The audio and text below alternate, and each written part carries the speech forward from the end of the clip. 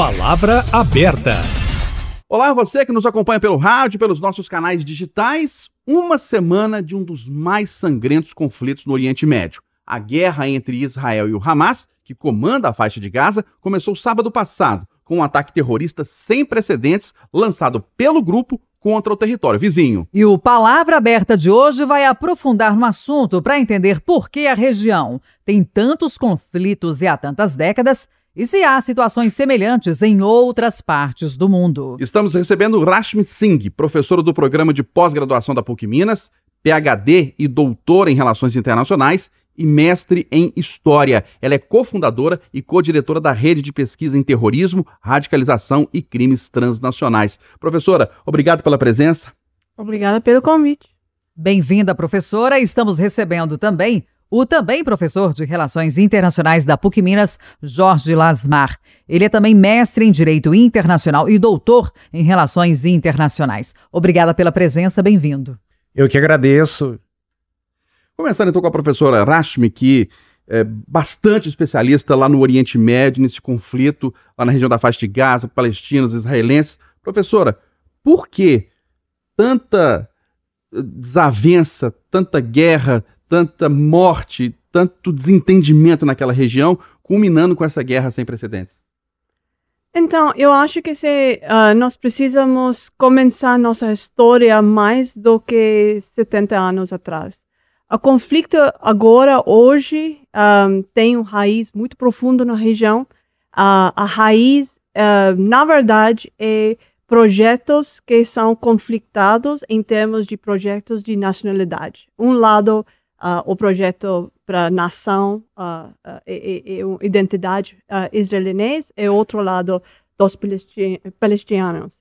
A primeira guerra que aconteceu aqui foi em 1919 e 48, e isso foi a criação da Israel. E na mesma época, nós tínhamos a criação do problema do Palestina. Em essa época, a faixa de Gaza foi com Egito e Cisjordânia com Jordânia mesmo.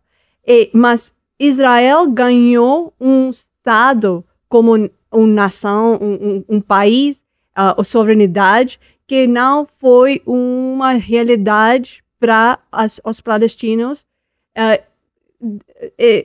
Às vezes nós temos esse problema porque nós temos muitas declarações da ONU, mas ainda nós não temos uma progressão sobre o Estado como país. Mas a primeira mudança foi com 77, a guerra de 67. Porque em essa época, Israel ganhou a ocupação, o poder direito sobre os territórios de Gaza e Cisjordânia. E agora nós começamos com uma resistência, uma guerra direito entre palestinos, um lado, e o país do Israel, do outro lado.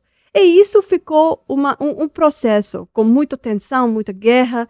A situação de ocupação nos territórios palestinos foi muito grave em termos de economia, em termos de o fábrica de sociedade, o desenvolvimento dos palestinos. Mas a maior mudança, a próxima mudança foi com a primeira intifada em 88, 87. Em essa época, nós vimos a criação da Hamas. Hamas, nós precisamos lembrar, tem uma raiz muito profunda na região. Eles eram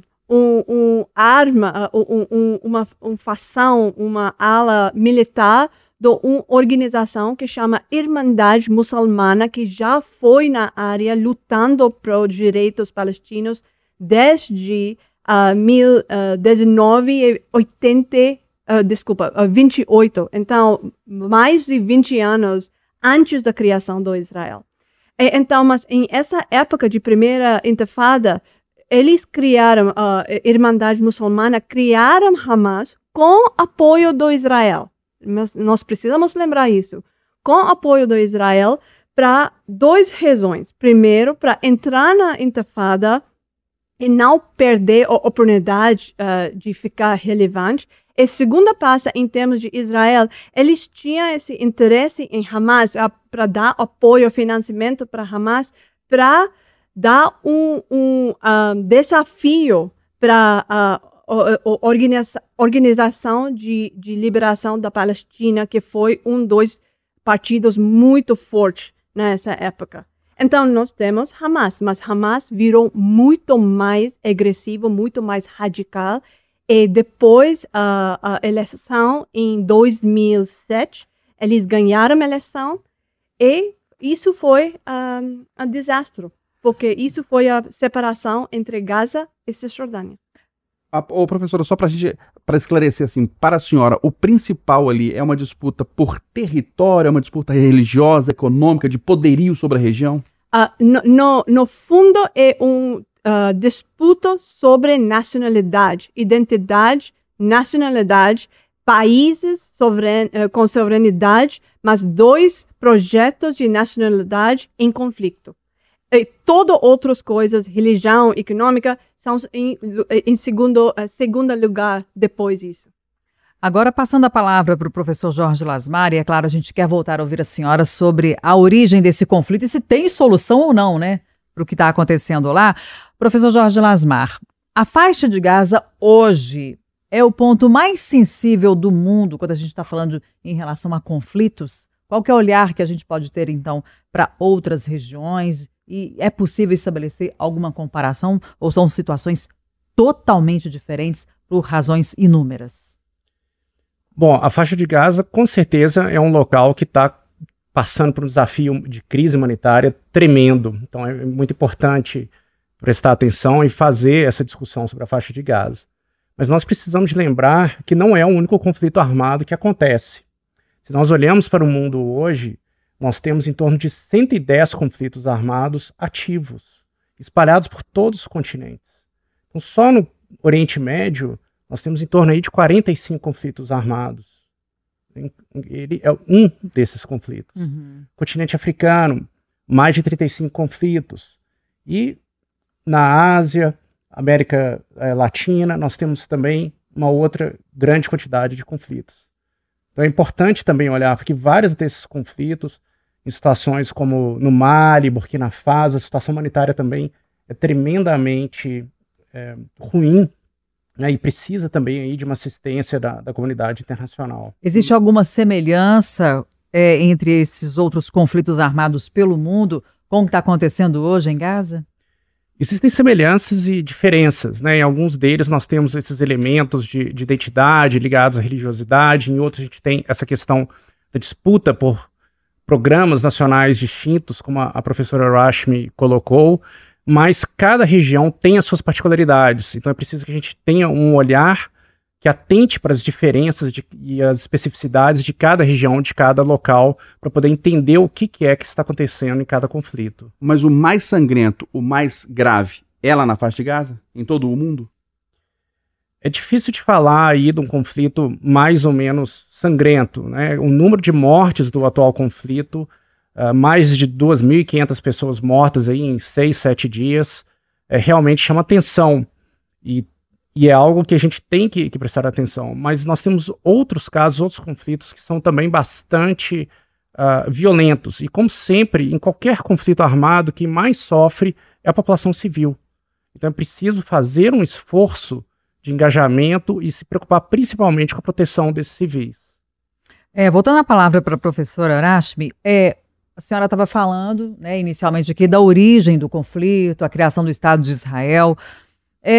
A gente pode entender, de um modo geral, que houve problema na condução da criação do Estado de Israel que deixasse palestinos insatisfeitos, que eles não tivessem sido contemplados? E qual que seria o caminho para, de fato, resolver isso? Ou não vai ter solução nunca, professora?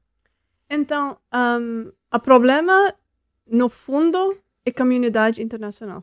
Porque na época, tinha um planejamento para ter 2 países no mesmo região, dividida entre Palestina e Israel. E com a guerra de 48, que nós vimos é que Israel ganhou muito mais território do que estava em essa declaração original, esse planejamento original, e que aconteceu nessa época, e durante a guerra, que os territórios que estavam alocados para os palestinos foi atacados.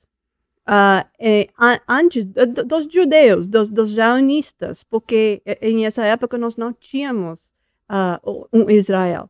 E o resultado, a consequência foi a criação de crises dos refugiados palestinos que correram para países vizinhos e para a faixa de Gaza e Cisjordânia. Em resto do território que Israel ganhou, eles, em essa época, estabeleceu o país do Israel. Então, o que aconteceu em 48 foi um desastre para os palestinos. Eles nunca ganharam o Estado do país, que nós já, a comunidade internacional, a ONU já prometeu.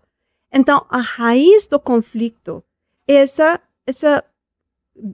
esse desejo para um país. Então, até nós temos uma resolução política, nós não vamos ter a resolução do conflito. Agora nós estamos falando sobre Hamas, mas se nós vimos a trajetória de conflito entre os dois lados, nós sempre temos um grupo ou outro usando violência contra o país do Israel, contra o Estado de Israel, para ganhar atenção do mundo, para ganhar um pouco mais proximidade para essa ideia de independência. Então, nós podemos destruir Hamas hoje, depois desse último ataque, mas com certeza, em 10 anos, 15 anos, nós vamos ter mais uma organização de novo, até nós não temos resolução.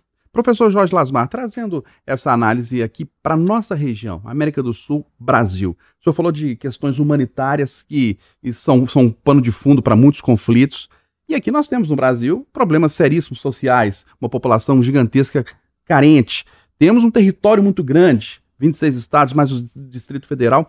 Por que o Brasil, apesar desse cenário, ele é um país, entre aspas, tá? Em paz. Ele não se envolve em guerra, ele não é alvo de ataques, por exemplo? O Brasil ele tem uma tradição cultural em que ele tende, pelo menos internacionalmente, a promover o pacifismo. E esse pacifismo normalmente assume uma posição de neutralidade. Ele tende a não assumir o lado nem de um nem de outro lado nos conflitos internacionais e se presta a colocar como mediador. Mas é importante lembrarmos que quando olhamos para o cenário interno, dentro do Brasil, a realidade não é tão pacífica assim. Um dos fatos e números que mais me chocaram durante a guerra da Síria, enquanto os Estados Unidos ainda estavam presentes na guerra da Síria, é que morreram mais brasileiros assassinados aqui dentro do Brasil em 5 anos do que 5 anos de guerra na Síria. Então nós vivemos, na verdade, um mito de um pacifismo aqui dentro do país, infelizmente. Professor, e é curioso que nos últimos dias a gente, como tem debatido muito o assunto guerra, né, a gente percebe que existem parâmetros, digamos assim, oficiais ou pelo menos teóricos, né, do que é uma guerra. Como que, de um modo geral, assim, dá uma ideia pra gente. O que classifica realmente um conflito, o que se classifica como guerra, quais são as regras, entre aspas, de uma guerra. Por que nesse momento a gente está chamando o que está acontecendo entre Israel e o Hamas de guerra e em outras partes do mundo também? Bom, essa é uma grande discussão e, de uma maneira geral, a grande maioria das pessoas consideram que quando há a morte de mais de 1.000 pessoas, nós temos uma situação de conflito armado ou de guerra. Então isso é interessante porque quando a gente olha para o caso brasileiro, nós temos um número de mortes no nosso dia a dia que superem muito. Mas por que o Brasil, então, não estaria em guerra e nessas outras localidades? Porque não há um envolvimento das Forças Armadas nesse conflito. Então, pelo direito internacional, para que haja guerra, é preciso que eu tenha o envolvimento das Forças Armadas. Então, soldados precisam estar presentes, fardados, e precisa ter uma cadeia de comando que vai executar ali aquelas ordens e fazer ali aquelas ações. Então, normalmente, a combinação desse fator, da presença, da atuação de uma força armada organizada, com um número de mortes aí superior a 1.000, costuma ser classificado como situações de guerra. E o que classifica também como crime de guerra, professor? Os crimes de guerra são aquelas violações que vão contra as práticas dos estados durante a condução das hostilidades, durante a condução das guerras. Então nós temos diversos tipos de crimes de guerra diferentes. Os crimes contra a humanidade são aqueles crimes que vão atentar contra a própria condição humana, como por exemplo o deslocamento forçado de população. O crime de genocídio, ele acontece quando nós temos a intenção de acabar com um grupo com uma identidade comum, por conta de uma identidade religiosa, uma identidade étnica ou alguma característica específica.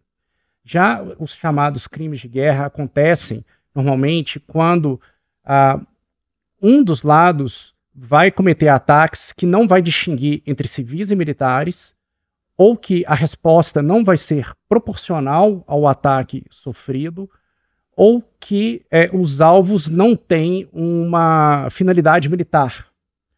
Então, existem várias outras situações que configuram crimes de guerra. A própria tomada de reféns é considerado, reféns civis, é considerado um crime de guerra, mas, de uma maneira geral, tem a ver principalmente com a questão da proporcionalidade e da proteção dos civis e dos não combatentes durante o conflito armado. Professora Rashmi, para a gente finalizar, na avaliação da senhora, para que essa violência extrema na região da faixa de Gaza diminua ou acabe, tem que haver um entendimento, uma participação das nações ali do Oriente Médio, ou é a comunidade internacional, os países desenvolvidos, a ONU? O que vai fazer frear essa violência?